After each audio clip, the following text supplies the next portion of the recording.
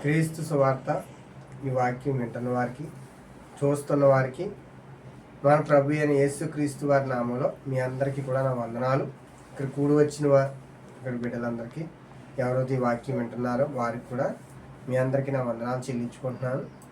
ఈ సమయాన్ని దేవుడి వాక్యం చెప్పడానికి దేవాతి దేవుడైన తండ్రి అయిన దేవునికి మహిమ కలిగిన గాక, ఆయనకి స్తోత్రములు కలిగిన గాక. ఈ సమయాన్ని దేవుడు ఇచ్చినందుకే దేవునికే స్తోత్రములు. ఈరోజు మనం నేర్చుకునే వాక్య భాగం ఏంటంటే, క్రీస్తుకి మనం మాదిరిగా ఉండాలి. మన జీవితాలు ఎలా ఉండాలంటే క్రీస్తుకి మాదిరిగా ఉండాలి. మన బ్రతుకులు ఎలా ఉండాలంటే క్రీస్తు కంటే మన యేసుక్రీస్తు వారికి మాదిరిగా మన జీవితాలు నడుచుకోవాలని. ఎందుకంటే మనం బైబిల్ గ్రంథంలోంచి మనం వాక్య భాగాన్ని మనం చూసుకుందాం. వాక్యంలోకి వెళ్ళే ముందు ప్రార్థన చేసుకుందాం.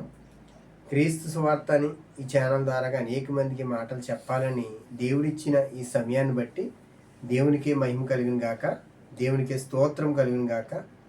ఈ వాక్యాన్ని ఎవరైతే వింటున్నారో చూస్తున్నారో వారికి కూడా నా వందనాలు చెల్లించుకుంటున్నాను. ఈ దేవుడి మాటలు చెప్పడానికి నాకు ఇచ్చిన ఈ ఆసక్తిని బట్టి దేవునికి స్తోత్రాలు. మన దేవుడి వాక్యంలోకి వెళ్ళే ముందు చిన్న ప్రార్థన చేసుకుందాం. ప్రార్థన చేసుకుండి మనం వాక్యంలోకి వెళ్ళిపోదాం. మీరు అందరూ కళ్ళు మూసుకోండి, నాతో పాటు ఈ ప్రార్థనలో ఏకీపించండి. సకల ఆశీర్వాదాలకి కారణభూతుడైన మా పరలోకున్న మా పరమ తండ్రి, నీ ఘనమైన శ్రేష్టమైన మీ నామాన్ని బట్టి వందనాలు ప్రభువా. ఈ సమయంలో తండ్రి, ఈ మాటల ప్రభువా మా బ్రతుకులకి ఏది అవసరమో తండ్రి మీరు సిద్ధపరిచారు. ఈ మాటలు వివరించడానికి ప్రభువా మాకు జ్ఞానాన్ని ఇవ్వండి. ఈ మాటలు చెప్పడానికి ఇదిగో బిడ్డలు యవనస్తులైన బిడ్డలు ఇక్కడ కూడి ఉన్నారు. ఈ మాటలు అనేక మంది వింటున్నారు, చూస్తున్నారు తండ్రి. ఈ మాటల ప్రభువా వారి జీవితాలకి ఈ మాటల ద్వారాగా వాళ్ళ బ్రతుకులు మార్చుకోవడానికి ప్రభువా మీరే బయలుపరచండి. ఏ మాటలో ఏది అవసరమో మా బ్రతుకులకి కూడి వచ్చిన బిడ్డలకి ఈ మాటలు వివరించండి తండ్రి. మీకు వందనాలు స్తోత్రములు. చెప్పుతుండగా నాకు ప్రభువా మీ ఆత్మను మా మీద కుమ్మరించండి. ఏ మాటలు మేము చెప్పాలో తండ్రి జ్ఞానము కలిగి మీ మాటలు వివరించడానికి ప్రభువా మీ వాక్శక్తితో మేము చెప్పడానికి అంటే ఆసక్తిని జ్ఞానాన్ని మాకు దయచేయమని ప్రభువా మీకే స్తోత్రములు వందనాలు చెల్లించుకుంటూ ఈ మాటల్లో ప్రభువా ఎవరైతే నాతో పాటు ఏకీభించున్నారో ఈ ప్రార్థనలో నాతో పాటు ప్రభువా వారందరినీ కాపాడండి. వారి బ్రతుకుల్లో ఏది అవసరమో తీర్చండి. పరిశుద్ధుడా మహోన్నతుడా మీకే స్తోత్రములు వందనాలు చెల్లించుకుంటూ ఈ కొద్ది ప్రార్థన మారక్షుడైన యేసుక్రీస్తు వారి నామములో అడిగి వేడుకుంటున్నాను పరమ తండ్రి, ఆమేన్. మన దేవుని వాక్యంలోకి వెళ్ళిపోదాం. బైబిల్ తీసుకోండి మీరందరూ కూడా. మనం ఈరోజు ఏంటంటే నేర్చుకుంటే వాక్య భాగం ఆదికాండము 39వ అధ్యాయము. మన భక్తులంటే పరిశుద్ధమైన గ్రంథంలో భక్తుల జీవితాలను బట్టి మన బ్రతికి ఎలా ఉండాలి, మాదిరిగా ఉండాలి. క్రీస్తుకి మాదిరిగా మన జీవితం ఉండాలని ఈరోజు నేర్చుకుంటున్నాం.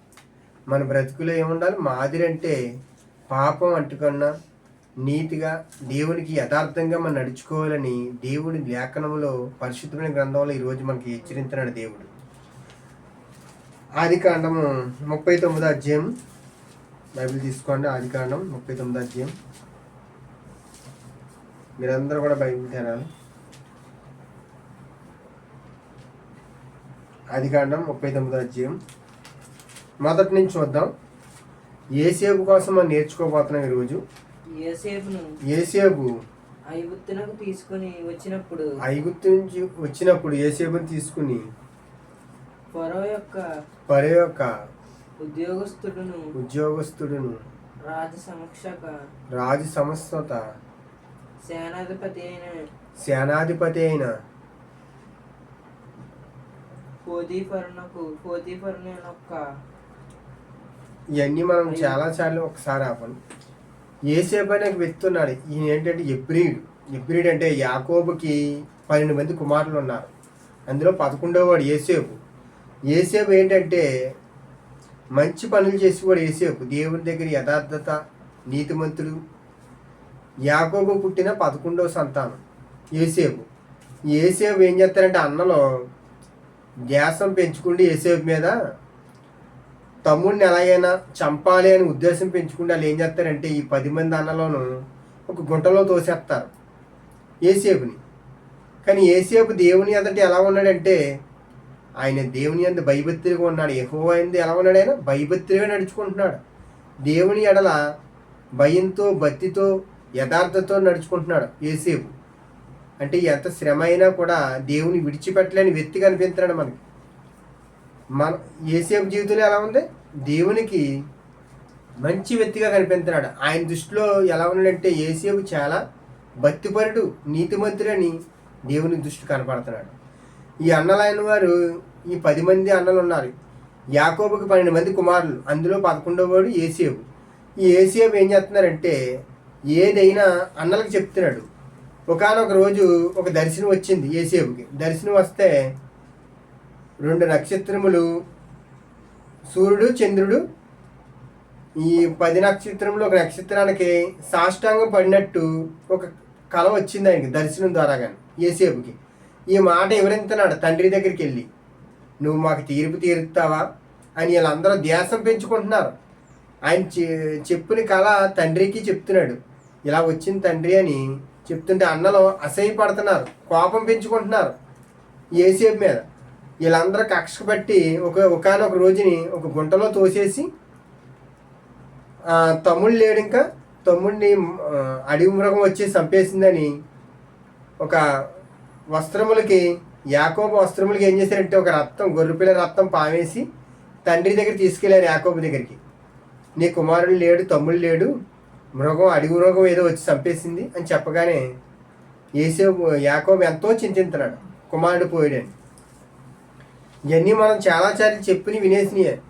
కానీ యేసేపు ఏమయ్యాడంటే ఒక గుంటలో వేయగానే ఇలా చంపితే మనకేం వస్తుంది అని ఇస్మాయిల్కి ఇలా అమ్మేస్తారు. సొంత తమ్ముడినే ఇస్మాయిల్ కొనుక్కుంటారు. అక్కడ ఆ ప్రాంతంలో ఐగుప్తు దేశంలో ఇస్మాయిల్కి అమ్మేస్తారు వీళ్ళు. ఇంత డబ్బుల కోసమని తమ్ముడినే అమ్మేశారు.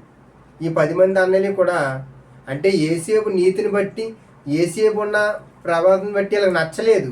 వీళ్ళందరూ కూడా అసహ్యం పెంచుకున్నారు, కోపం పెంచుకున్నారు తమ్ముడి మీద. వీళ్ళు ఇస్మాయిల్కి అమ్మేగానే అక్కడ పరువు వస్తాడు, పోతీపరు అని. వాళ్ళు ఐగుప్తు నుంచి వస్తారు వీళ్ళు. మనం చూద్దాం వచ్చిన ఆదికాండం 39 మొదటి వచ్చిన చదువమ్మా. నేను ఐగుప్తునప్పుడు అక్కడికి అతను తీసుకువచ్చిన ఇస్మాయిల్ అద్ద నుండి కొనును. ఇస్మాయిల్ ఎవరి దగ్గర కొన్నారు? ఈ ఇస్మాయిల్ ఏమో అన్నల దగ్గర కొన్నారు. ఈ అన్నలు అమ్మేశారు ఇస్మాయిల్కి. ఇస్మాయిల్ ఎవరికి అమ్మేస్తున్నారు? బానిసత్వం. అక్కడ ఏంటంటే ఎవరినైనా పని వాళ్ళని కొనుక్కోవడానికి ఈ పోతీపరు అని ఈయన ఎక్కడి నుంచి వచ్చాడు? ఐగుప్తు నుంచి వచ్చాడు. ఐగుప్తులు ఏంటంటే వీళ్ళందరినీ కొనుక్కొని తీసుకుని వెళ్ళి సాకిరీ పని చేయించుకుంటారు, బానిసత్వం. ఈ బానిసత్వంలో కావాలని యేసేపుని అమ్మకానికి పెడతారు ఎవరు? ఇస్మాయిల్. అందులో పోతీపరు వచ్చి ఈ వ్యక్తిని చూసి నాకు ఇతను బాగా నచ్చాడు, ఇతను నాకు ఇచ్చేయండి అని కొనుక్కుంటాడు. అక్కడ అతను ఏం చేస్తాడంటే చాకరీ చేయించుకుంటాడు. బానిసత్వం. ఒకరి ఇంటికాడ ఆయన ఏం చేయాలంటే బానిసత్వంగా వారి ఇంటికాడ అన్ని పనులు చక్కపెట్టాలి. అలాంటి స్థితిలో యేసేపు ఏం చేశాడంటే పోతీపరు కొనుక్కున్నాడు. కొనుక్కుని అక్కడికి వెళ్తాడు యేసేపు. వెళ్ళి ఇంకా మనం తర్వాత వచ్చిన చూద్దాం. 3వ వచనం చదవమ్మా ఇంకా కిందకి. యెహోవా అతనికి తోడే ఉన్నాడు కాబట్టి అతను చేసిందంతా సఫలం అయింది. ఇప్పుడు మన జీవితాల్లో కూడా యెహోవానికి తోడే ఉంటే మనం ఏమవుతాం? మన బ్రతుకులన్నీ సఫలం అవుతాయి అంటున్నాడు దేవుడు. ఈరోజు నువ్వైనా నేనైనా కూడా ఆ యెహోవా దేవుడు మనకు తోడే ఉంటాడు. నువ్వు వెళ్ళే మార్గంలో తోడుంటాడు, మన జీవితంలో తోడుంటాడు. ఎందుకంటే మనం యెహోవాని కలిగి మనం జీవిస్తే ఆయన నీకు తోడే ఉంటాడు. నువ్వు ఏది తలపెట్టినా అది సఫలం అవుతుందని దేవుడు మనతో మాట్లాడుతున్నాడు ఈ మధ్యకాల సమయంలో. ప్రేమైన సహోదరులారా, దేవుని మాటలు వినండి. దేవుడు అద్భుతకరుడు, ఆలోచనకర్త, మహోన్నతుడైన దేవుడైన. అలాంటి దేవుడు కలిగి మనం జీవించాలని ఈ మధ్యకాలంలో దేవుడు నీతోని నాతో మాట్లాడుతున్నాడు. ఎందుకంటే యేసేపుకి తోడైన దేవుడు నీకు నాకు తోడే ఉండడా? యేసేపుని కాపాడిన దేవుడు మనల్ని కాపాడ్డా? యేసేపును పరలోకాన్ని చేర్చిన దేవుడు నిన్ను నన్ను పరలోకాన్ని నడిపించడా? మనం ఏం కలిగి ఉండాలంటే దేవుణ్ణి కలిగించాలి. దేవుని కలిగి నువ్వు జీవించాలని దేవుడు వాక్యం చదివిస్తుంది ఈరోజు. యేసేపు పోతీపరు ఇంటికి వెళ్ళాడు. పోతేపరి ఇంటికి వెళ్ళగానే అక్కడ ఎన్నో శ్రమలు ఎన్నుకున్నాడు, అనేక శ్రమలు పడ్డాడు యోసేపు. ఆ శ్రమలన్నిటిలోని కూడా దేవుని విడిచిపెట్టలేదు ఆయన. దేవుని విడిచిపెట్టలేదు కాబట్టి దేవుడు కూడా ఆయన విడిచిపెట్టలేదు. ఎందుకంటే దేవుణ్ణి ఎంతగా ప్రేమించాడంటే యోసేపు, ఎంత శ్రమ అయినా యోసేపు ఏం చేశాడు? దేవుడి భక్తిని విడిచిపెట్టలేదు, దేవుని విడిచిపెట్టలేదు. ఇలా ఈ రోజుల్లో మనం కూడా దేవుని భక్తిని విడిచిపెట్టకన్నా శ్రమలు ఎదురైనా ఏ కష్టమైనా మనం ఏం చేయాలి? దేవుని కలిగి మనం జీవించాలి. ప్రేమైన సహోదరులారా, దేవుడు అంటే ఎంత గొప్పవాడు! ఆయన సర్వశక్తిమంతుడు. ఎర్ర సముద్రాన్ని చీల్చి 30 లక్షల మందిని నడిపించిన గొప్ప దేవుడు ఆయన యెహోవా దేవుడు అంటే. ఎర్ర సముద్రాన్ని అనేక మంది రాజులు ఫరో సైన్యం వచ్చినప్పుడు ఆయన ప్రజలను కాపాడిన దేవుడు. ఆయన మహాబలమైన దేవుడు, మహోన్నతుడైన ఆయన పేరు ఉంది. అలాంటి దేవుని మనం కలిగి ఉన్నాం కాబట్టి మన దేవుడిని కలిగి జీవించాలి. యెహోవా దేవుడు మనకు తోడే ఉంటే మనకి ఏది రానివ్వడం, కష్టముని మీ వద్దకు రానివ్వడు. ఎందుకంటే ఆయన నా కుమారుడని ఆయన నిన్ను నన్ను కూడా ప్రేమిస్తున్నాడు. మన కిందకి చదువుకుందాం. కానీ యోసేపు ఇంకా కిందకి చదువుకుందాం. 39 మనం 8వ వచనం చూద్దాం. యోసేపు మీద ఒక నేరం మోపే, అయితే అతడు ఒప్పక నా యజమానితో తనకు కలిగినదంతయు దానికి కలిగిన అంతయు నా చేతికి అప్పచెప్పానని నా వశమున తన ఇంటిలో ఏమి ఉన్నదో అతడు చాలు. యోసేపు ఎలా వెళ్ళాడంటే ఒక ఇంటికి బానిసత్వంగా వెళ్ళాడు. యోసేపుని చూసి, ఇతని భక్తిని చూసి ఆ పోతీఫరు ఏం చేశాడంటే, ఇతను నా ఇంటికి నాయకర్తగా ఉండాలి, ఆ ఇంటికి తీసుకెళ్ళాడు. ఈయన ఇంటికి తీసుకెళ్ళి ఆ కుటుంబ బాధ్యతలు, ఆ కుటుంబ పరిస్థితులన్నీ కూడా యోసేపు చేతికి అప్పచెప్పాడు. యోసేపు వాళ్ళ జీవితంలో ముందేముందో పోతీఫరు జీవితంలో కొద్దిగా కలిగేది. యోసేపు అడుగు పెట్టిన కాడి నుంచి ఎంతో ఆశీర్వాదం కలిగిందంట. ఆ పంట ఎప్పుడు కలిగి పంట కన్నా ఎక్కువ కలిగిందంట. ఇదంతా ఎవరి అద్భుతం? దేవుడు చేసిన అద్భుతం. యోసేపుకు తోడైన దేవుడు మనకు తోడే ఉంటానంటున్నాడు. యోసేపు ప్రతి దిక్కుని అతను చేసే ప్రతిది కూడా వర్ధిల్లిందంటే అది యెహోవా దేవుని బట్టే. యెహోవా దేవునికే మహిమ కలిగిన కాక. ఎందుకంటే దేవుడు ఎంత గొప్ప దేవుడో ఈరోజు మాటల్లో మనం చెప్పలేం. దేవుడు ఎంత సర్వశక్తిమంతుడో మనం చెప్పలేము. ఈ మాటల కోసం మనం వివరించలేము. అంత గొప్ప దేవుడు. ఎందుకంటే పోతీఫరు భార్య పాపం చెయ్యాలి, సేవించాలని చెప్పినా కూడా దేవునికి భయపడ్డాడు ఆయన. యోసేపు ఏం చేశాడు? దేవునికి నేను పాపం చేయలేను, ఎందుకంటే నా దేవునికి నేను పాపం చేయలేనని ఆయన ఎన్నో జైలు శిక్ష అనిపించాడు. ఆయన ఖైదీగా పడ్డాడు జైల్లో కొన్ని సంవత్సరాలు. లేని నింద మీద వేసుకుండి యెహోవా విడిచిపెట్టాడు ఆయనని. శ్రమలు కలిగినా విడిచిపెట్టలేదు దేవుణ్ణి. యోసేపు విడిచిపెట్టకుండా దేవుడిని ఏం చేశాడు? ఎంత శ్రమ అయినా ఓర్చుకున్నాడు. ఎందుకంటే దేవుడు కూడా అతను విడిచిపెట్టలేదు. ఎంత శ్రమలో కూడా నన్ను విడిచిపెట్టలేడు నా కుమారుడని యోసేపుని మళ్ళీ విడిపించాడు. ఆ ప్రాంతంలో ఎంతో కరువు వచ్చింది. 7 ఏళ్ళు కరువు. అక్కడ పంటలు పండలేదు. ఐగుప్తు దేశంలో చాలా శ్రమ అనిపించాడు. తినడానికి కూడా తిండి లేదు. అలాంటి స్థితిలో ఆ ప్రాంతంలో ఒక ప్రధానంగా దేవుడు ఎన్నుకున్నాడు ఆ వ్యక్తిని. ధాన్యం కొలిసి ఇచ్చేవాడు ప్రజలందరికీ కూడా. ఏ అన్నలవుతే దూషించారో, ఏ అన్నలవుతే అతను ఇబ్బంది పెట్టారో, తమ్ముడిని అమ్మేశారో, అలాంటి అన్నలు కరువు కాలంలోని యోసేపు ప్రధానంగా, అంటే ఒక చక్రవర్తి, అంతే అతనికి ఒక అధికారం ఇవ్వబడింది ఆ దేశానికి. ఆ ఐగుప్తు దేశంలోని అతను ఒక వ్యక్తిగా, ఒక నాయకర్తగా అనేక మందికి ధాన్యం కొలిసి ప్రజలందరికీ అందజేసి వ్యక్తిగా యోసేపుని సిద్ధపరిచాడు దేవుడు. ఎందుకంటే ఎక్కడున్నా ఆ ఇంటికి ఎలా వెళ్ళాడైనా ఒక బానిసత్వంగా వెళ్ళాడు. బానిసత్వం నుంచి ఎక్కడికి వెళ్ళాడు? వారు పై స్థానంలో కూర్చోబెట్టాడు. దేవుడికే మహిమ కలిగిన గాక. ఎందుకంటే దేవుడు నిన్ను నన్ను కూడా ఒకానొక రోజుని మనల్ని ఏం చేస్తాడు? ఒకానొక స్థితిలో మనల్ని కూర్చోబెడతాడు. ఎందుకంటే మనం దేవునికి ఎలా ఉండాలి? మాదిరిగా ఉండాలి మన జీవితం. ఈరోజు క్రీస్తుని కలిగి మనం జీవిస్తే, క్రీస్తుకు మాదిరిగా మన జీవితం ఉంటే మనం ఎలా ఉంటామంటే దేవుడు ఉన్నతమైన స్థితిలో మనం కూర్చోబెడతాడని వాక్యం సెలవిస్తుంది. ఎందుకంటే యోసేపు చేసిన వాళ్ళ అన్నలో 10 మంది అన్నలు ఏం చేశారు? ఒక గుంటలో వేసేసారు. అతను చంపాలని చూశారు. చంపితే మనకేం వస్తుందని ఏం చేశారు? ఇస్మాయిల్కి అమ్మేశారు డబ్బులకి తమ్ముడిని. అతను ఏం చేశాడు? ఒక ఐగుప్తు దేశంలో ఒక చక్రవర్తిగా ఒక వెన్నుకున్నారు ఆ దేశంలో. అతని అన్నదమ్ములు అందరూ వచ్చి ధాన్యం కొరివచ్చి వారందరూ కూడా ధాన్యానికి అక్కడికి వచ్చారు. కానీ ఆ 10 మంది అన్నలు కూడా ఇతనికి నమస్కారం చేశారు. ఎవరికి? యోసేపుకి. యోసేపు అలాంటి స్థితిలో సింహాసనం మీద కూర్చున్నాడు అంటే అది కేవలం దేవుని కృపే. ఈరోజు నువ్వైనా నేనైనా కూడా యోసేపుకి దేవుని తోడే ఉన్నట్టు మనకి తోడే ఉంటానంటున్నాడు. నువ్వు ఏ శ్రమలో ఉన్నా నేను లేవనెత్తుబడి దేవుడే. ఈరోజు మన జీవితాల్లో మనకి యోసేపుకి తోడే ఉన్నట్టు దేవుడు మనకు తోడుగా ఉంటానంటున్నాడు. దేవుడు వాగ్దానం ఇస్తున్నాడు. ఈరోజు నీకైనా నాకైనా మనం ఈరోజు నేర్చుకోవాల్సింది ఏంటంటే మన జీవితం ఎలా ఉండాలి? మాదిరిగా, క్రీస్తుకి మాదిరిగా మన జీవితం ఉండాలి.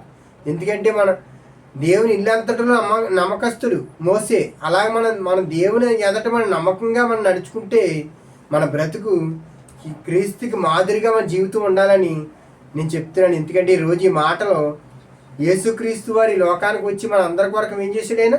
ఆయన ప్రేమ చేత మనందరి పాపములతో ఏం చేశాడు? ప్రాణాన్నే పెట్టిన దేవుడు. ఈరోజు నీ కోసం నా కోసం కూడా ప్రాణం పెట్టిన దేవుడు యేసుక్రీస్తు వారి. ఆయన కుమారుణ్ణి యేసుక్రీస్తు వారి మన తండ్రి అయిన దేవుడు ఆయన కుమారుడైన యేసుప్రభు వారిని లోకాన పంపించి మన పాపములకు బదులుగా ఆయన కుమారుడు ఈ లోకానికి వచ్చి ఏం చేసేట ప్రాణాన్ని అర్పించాడు. మనం ఏంటంటే యేసుక్రీస్తు వారిని మనం తెలుసుకోవాలి. ఈ లోకంలో పాపము, అపవిత్రత ఇవన్నీ విడిచిపెట్టి యేసుప్రభు వారిని మనం తెలుసుకుండి మన రక్షణ పొందితే, దేవుని తెలుసుకుంటే ఈరోజు నువ్వైనా నేనైనా దేవుడు ఉండే లోకానికి మనం చేరుకుంటాం. ఈ లోకాన్ని విడిచిపెట్టి ఏదో ఒక రోజు మనం వెళ్ళిపోతాం. మనం వెళ్ళకముందే మనం ఏం చేయాలి? దేవుని తెలుసుకోవాలి. ఆయన నామాన్ని మనం తెలుసుకుంటే ఆయన ప్రార్థన చేసే బిడ్డగా మనం ఉండాలి. దేవుడు గొప్పవాడు, సర్వశక్తిమంతుడు, మహోన్నతుడు, జీవం గల దేవుడు అని మనం తెలుసుకుంటే ఆయన నామాన్ని ప్రకటిస్తున్నాం అంటే ఈరోజు దేవుడిచ్చిన రక్షణ బట్టే, దేవుడిచ్చిన ఈ సమయాన్ని బట్టే నేను చెప్పగలుగుతున్నాను. ఎందుకంటే అలాంటి దేవుని మనం కలిగి జీవిస్తున్నాం అంటే దేవుడు గొప్పవాడు, మహోన్నతుడు, సర్వశక్తిమంతుడే మనం తెలుసుకోవాలని యేసేపు ద్వారాగా మనం ఈరోజు నేర్చుకున్నాం. యేసేపుకు తోడే ఉన్న దేవుడు ఈరోజు నీకు నాకు తోడే ఉంటానని దేవుడు వాగ్దానం ఇస్తున్నాడు. మనకు తోడే ఉన్న దేవుడు ఈరోజు ఈ మధ్యకాల సమయంలో కూడి వచ్చి మీ అందరికీ కూడా చెప్తున్నాను. యేసేపు ఏ జీవితంలో ఎలా ఉన్నాడో అలాంటి జీవితం మన జీవితంలో ఉండాలని ఈ సమయాన్ని ముగిస్తూ ప్రార్థన చేసుకుందాం. అందరూ కళ్ళు మూసుకోండి. మహాపరిశుద్ధుడైన మా పరలోకమున్న మా పరమ తండ్రి, నీ ఘనమైన శ్రేష్టమైన మీ నామాన్ని బట్టి వందనాలు ప్రభువా. ఈ మధ్యకాల సమయంలో ఇదిగో తండ్రి, యేసేపుకు తోడే ఉన్న దేవుడు మాకు తోడుగా ఉంటానని వాగ్దానం ఇస్తున్నారు తండ్రి. ఇదిగో ప్రభువా, యేసేపు ప్రభువా అన్నల చేత ప్రభువా గుంటలో వేయబడ్డాడు, అమ్మి వేయబడ్డాడు తండ్రి. ప్రభువా అలాంటి వ్యక్తిని ప్రభువా గొప్పవాడిగా మీరు చేశారు తండ్రి. అలాంటి స్థితిలో ఉండి కూడా దేవాన్ని చేసిన కార్యములు అద్భుతమైనవి. యేసేపుకు తోడే ఉన్న దేవుడు మాకు తోడుగా ఉంటామంటున్నాం. యేసేపు ఎంత శ్రమలు కలిగినా మిమ్మల్ని విడిచిపెట్టలేదు. మీరు కూడా యేసేపుని కూడా విడిచిపెట్టని దేవుడివి, మహోన్నతుడివైన మీ నామాన ప్రభువా ఇంతవరకు ప్రభువా ప్రార్థించాం, ఆరాధించాం. ఇదిగో తండ్రి, ఈ మాటలు మీరు మాట్లాడిన ప్రతి మాటను బట్టి స్తోత్రాలు. ఈ మాటలు 30 అంతులుగా, 60 అంతులుగా, 100 అంతులుగా మా జీవితాల్లో ఫలింప చేయమని కూడి వచ్చిన బిడ్డల్ని, ఈ వాక్యం వింటున్న వారిని, చూస్తున్న వారిని, వారందరినీ కాపాడి దీవించమని, మీరే కాపాడి ఈ వారం నుంచి వచ్చే వారం వరకు వారందరికీ మీ కృప తోడించి కాపాడి నడిపించమని ఈ కొద్ది ప్రార్థన మహారక్షుడైన యేసుక్రీస్తు వారి నామంలో అడివేడుకుంటున్నాను పరమ తండ్రి. ఆమేన్. అందరికీ